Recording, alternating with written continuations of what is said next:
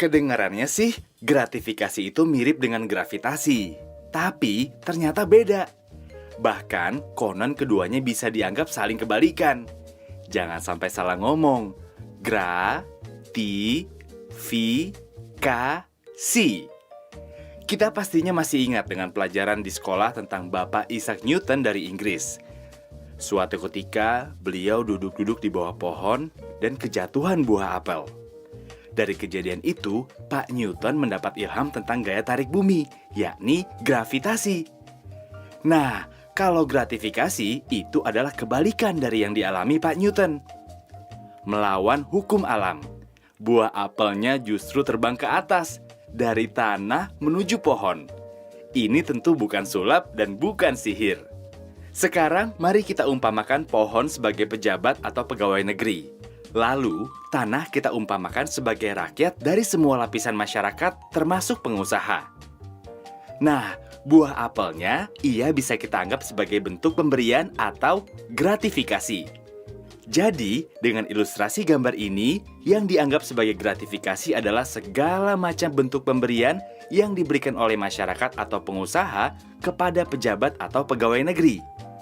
Tentu saja, pemberian tersebut ada kaitannya dengan jabatan dari sang pejabat atau pegawai negeri itu. Gratifikasi ini bisa dianggap suap loh. Gratifikasi menjadi barang haram karena menyusahkan rakyat di sepanjang perjalanan hidup mereka. Gratifikasi menghancurkan moral bangsa.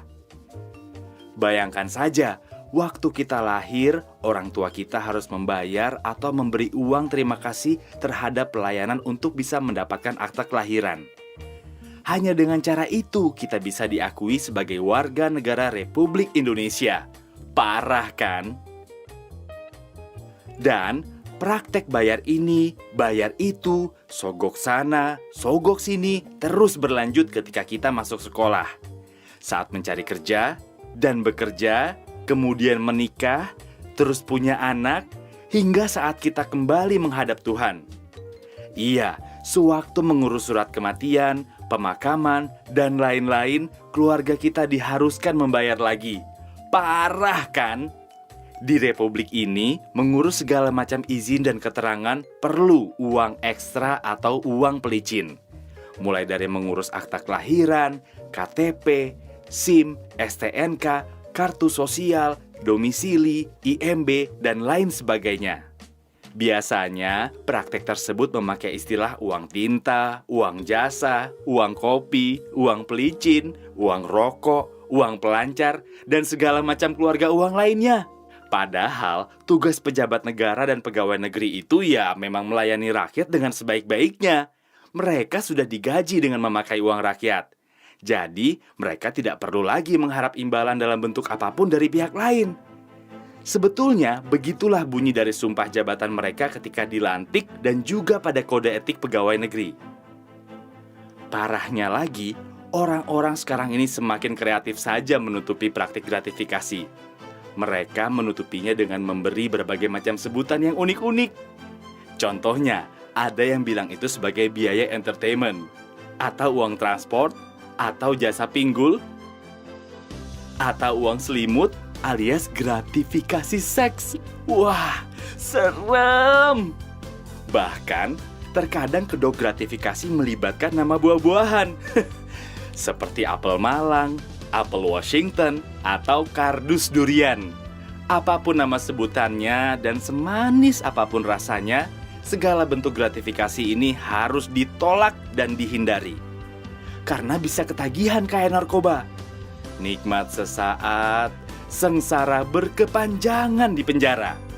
Gratifikasi berbahaya bagi kehidupan berbangsa dan berdampak buruk bagi kita semua karena hak kita jadi tak terlayani dan mahal. Gratifikasi mencederai rasa keadilan kita.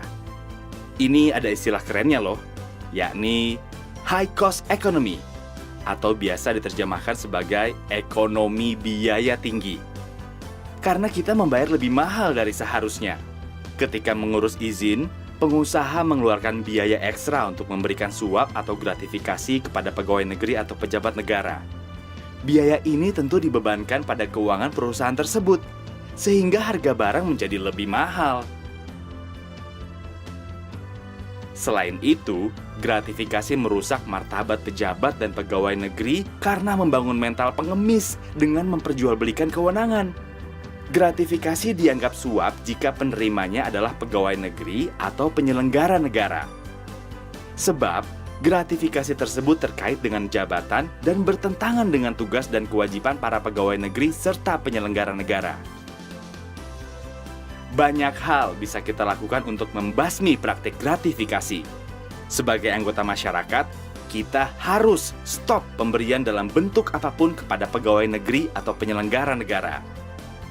Jika kita seorang pengusaha, jangan lagi jadi setan penggoda dengan memberi uang pelicin.